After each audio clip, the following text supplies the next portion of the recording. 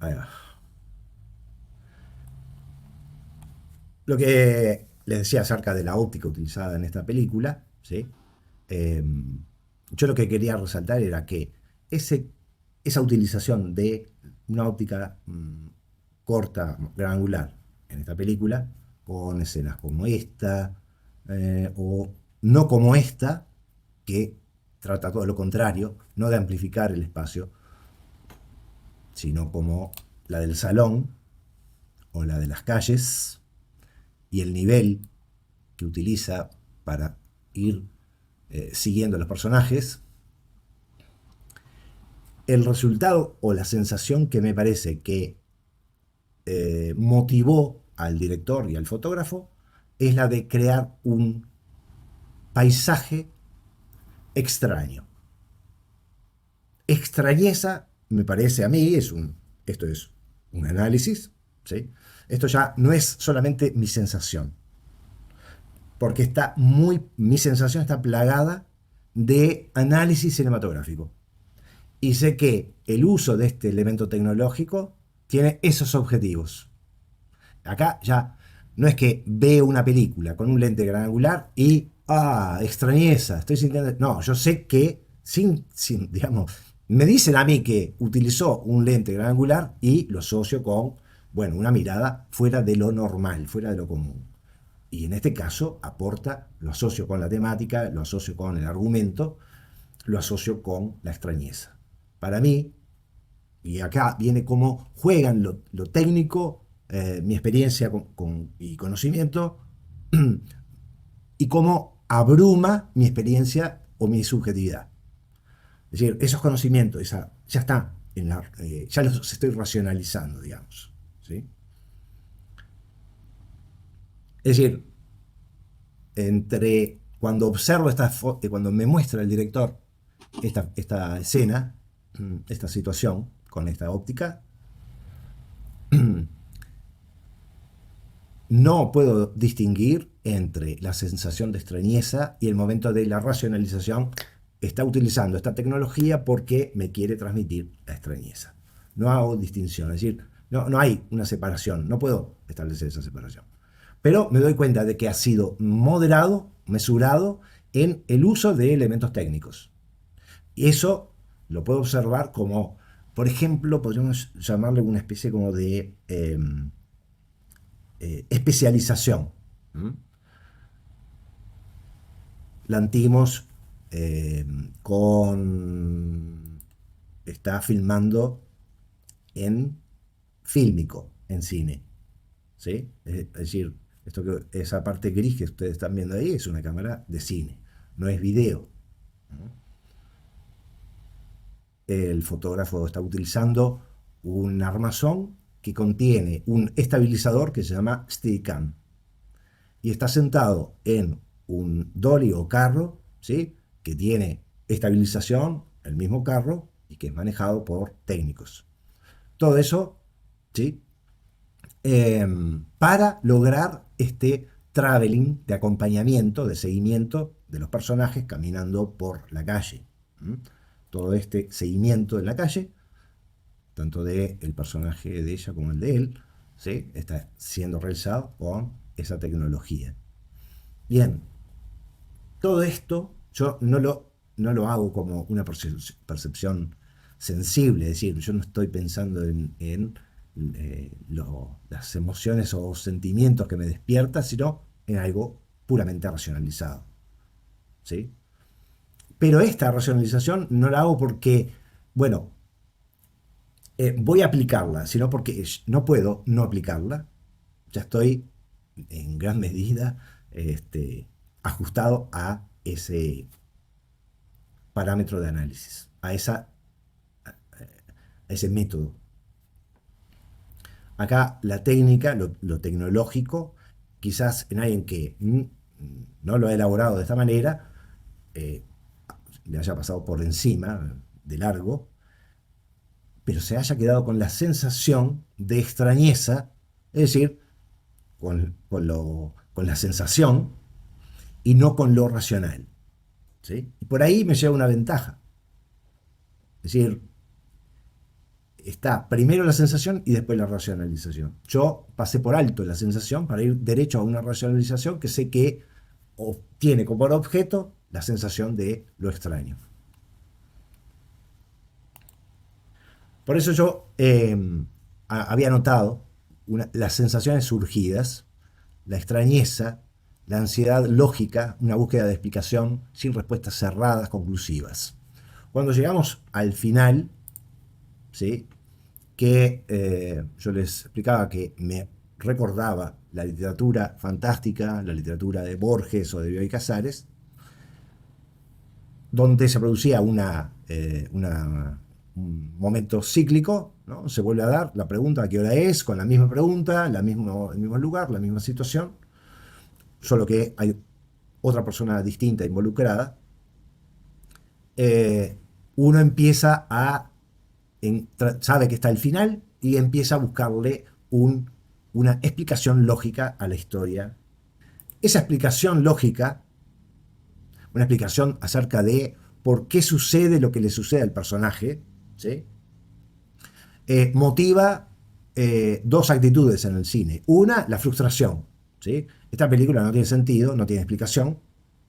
Y otra es esa sensación de que pertenece a una estética que acostumbra estas soluciones abiertas, no cerradas, no conclusivas. Por ejemplo, ¿sí? En la literatura contemporánea, en el cine contemporáneo, en la literatura, las vanguardias y en las posvanguardias también, podemos encontrar miles de ejemplos de eh, conflictos que no se resuelven, pero que a la vez que no se resuelven, no aparecen justificados. Y pensé, a partir de ahí, sobre el grado de apertura de la explicación. Pensé en, como había dicho una compañera, sobre la presencia del subte, sobre la presencia de la ciudad, pero creo que el director no se esfuerza en indicar al espectador que esas son parte de las razones que llevan al conflicto. ¿Sí? Es decir, no me dice, la ciudad aliena y causa una pérdida de la identidad del individuo. No, eso no aparece por ningún lado. Por más que aparezca el subte, por más que aparezca la ciudad, no hay una, un protagonismo de esas causas, de por qué se llega a eso. En el cine de Hollywood, Bordwell explica que las causas que motivan, que empujan a los personajes, en Hollywood son fundamentalmente subjetivas, psicológicas. Por ejemplo, Taxi Driver, ¿sí? ¿Por qué piensa que todos los que están en la calle es basura, que habría que pasarle por arriba con el auto? Bueno, porque quedó traumado de su experiencia en la guerra de Vietnam. Eso lo explica en el primer minuto de la película. Aquí, en este caso, no. No hay una explicación de por qué le pasa esto a este personaje, ¿sí? De hecho, este personaje no tiene una gran motivación más que la de escapar del personaje que lo sigue y de observar lo que le está pasando, ¿sí? No hay una búsqueda de una solución y no sabe cuál es la causa del fenómeno. ¿Dónde están las causas? Pregunto yo. Bueno, no están presentes en la película. Obviamente que la identidad, su pérdida, está firmemente subrayada en varias escenas. En la escena de la cama, en la escena del comedor diario, de la cocina, haciéndose el huevo duro, y de la orquesta. En todas aparece la suplantación por ese personaje al personaje de Matt Dillon, ¿sí? No se está hablando de una pérdida de identidad o un extrañamiento o de la imaginación del lugar perdido, que eso me afecta a mí, por lo tanto es algo que yo traigo por mi propia experiencia. La identificación del espectador. ¿Cuáles son las digamos, los factores que pueden provocar una identificación del espectador. Bueno, este fenómeno es raro que se produzca en un corto. ¿Por qué? Porque la identificación no tiene que ver con, digamos, ni con la profesión, ni con la bondad o la moralidad del personaje, ¿no? A veces nosotros hinchamos por el ladrón, ¿no? Ojalá el ladrón se quede con todo el dinero y pueda engañar a todos los bancos del mundo. Es un pensamiento que tenemos, pero siempre, en nuestra identificación. Es decir, pensar en una simpatía por el personaje y sus problemas y sus complicaciones es muy difícil de construir en un corto. ¿Mm? Pero hay un fenómeno que nos puede hacer sentir más cercanos o más lejanos del personaje de Matt Dillon, y es, por ejemplo, que es músico. En ese sentido, la experiencia que nos comunicaba la compañera es clave. Es decir, ya ese tema del músico, del chelista, le puede provocar al espectador algo en particular. Una mayor simpatía, una mayor identificación o serle absolutamente indiferente. Y el último tema que quería tocar en este análisis es el fenómeno del Star System. Una película, un corto que utiliza a Matt Dillon, es decir, a un actor norteamericano que tiene una larga experiencia en el cine de, todo tipo, ¿no? Porque Matt Dillon empezó allá con Coppola, no sé si se acuerdan, de Rumble Fish, una película bastante antigua. Eh, pero es un actor del Star System. Es decir, esto no es una crítica a Matt Dillon, es una verificación de que Matt Dillon es parte de un sistema que alimenta estrellas y las utiliza para promocionar sus películas. Y ese factor aparece en nuestro análisis. Esta película adquiere una mayor relevancia para nuestra subjetividad porque el actor es Matt Dillon. ¿Sí? Si fuera otra persona, otro actor, no tendría la misma importancia en nuestra percepción de la película. Con figuras del Star System sucede que al ver la figura nosotros ya sabemos quién es el protagonista. Es decir, no ha pasado un segundo de la película para darnos cuenta de que él es el protagonista. ¿Por qué? Porque es Matt Dillon. ¿Mm? Ella no es la protagonista, es decir, la compañera del personaje no es la protagonista. ¿Por qué? Porque no es parte del Star System y ha perdido esa identificación frente a Matt Dillon. Todas estas son evaluaciones, lucubraciones, llamen ustedes si quieren. Pero es parte del análisis de la crítica. Es parte de hacerlo con el corazón abierto, ¿no? No hacerlo con un papel, con un manual, con una categorización desde el inicio. ¿Mm?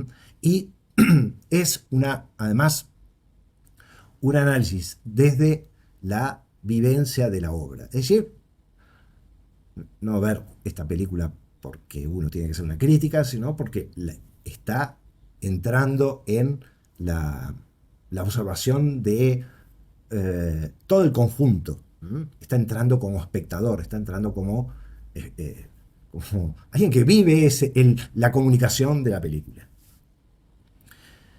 Hay algunas ideas que yo notaba, algunas ideas surgidas. La explicación de las sensaciones ya es una racionalización, ¿sí? Toda esta explicación que yo di sobre las sensaciones y las emociones provocadas por la película ya son una racionalización. Lo extraño y el surrealismo. Van a encontrar múltiples análisis críticos sobre las películas de Lanthimos donde se refieren ellos al surrealismo. ¿Mm? Si uno conoce el surrealismo, se da cuenta de que esto no tiene que ver con el surrealismo. Es decir, y a la vez no hay una especie como de elemento constante en la obra de Lanthimos. Recuerden, sí, la situación casi de humor negro y absurda de Canino, ¿sí? O esa extraña distopía que aparecía en La Langosta, ¿no?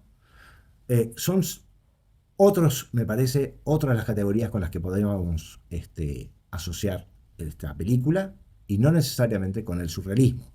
Si lo hiciéramos, estaríamos forzando una interpretación de la obra de Lanthimos. Lo extraño está presente, sin lugar a dudas. Y no hace referencia a lo extraño a una categoría de la historia del arte. El surrealismo sí. Asociar la obra de Lanthimos con el surrealismo es asociarlo con la historia del arte. Porque me parece, esto es parte de este análisis, una apreciación forzada. Creo que, bueno, de esto de las causas y el camino de Hollywood ya lo expliqué, era la explicación que daba David Borwell, ¿sí? Acerca de las características del cine clásico. Eh, Hay un tema que aparece presente en Canino, que es el tema de la familia, y que sin lugar a dudas aparece en esta película. Incluso en Poor Things, ¿sí? El tema de la familia, es decir, cómo se conforma la familia, ¿sí? O la conformación de una familia de un modo casi artificial, está presente en esa película. Es decir, es un tema recurrente en Lanthimos. Y acá tiene que ver entonces ya con un conocimiento de la filmografía del director.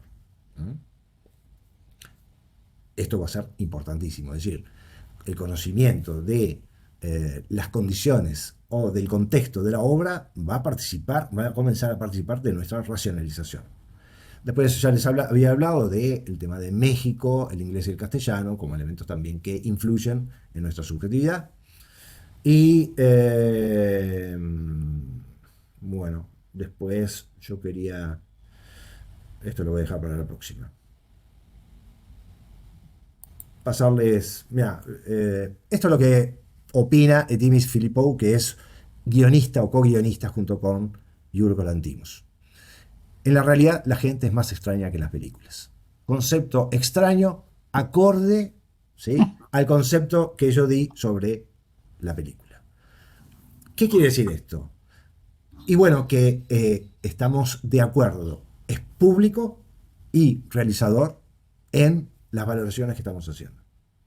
Pero podríamos estar en desacuerdo. Como dice Filippo, en la realidad la gente es más extraña que las películas.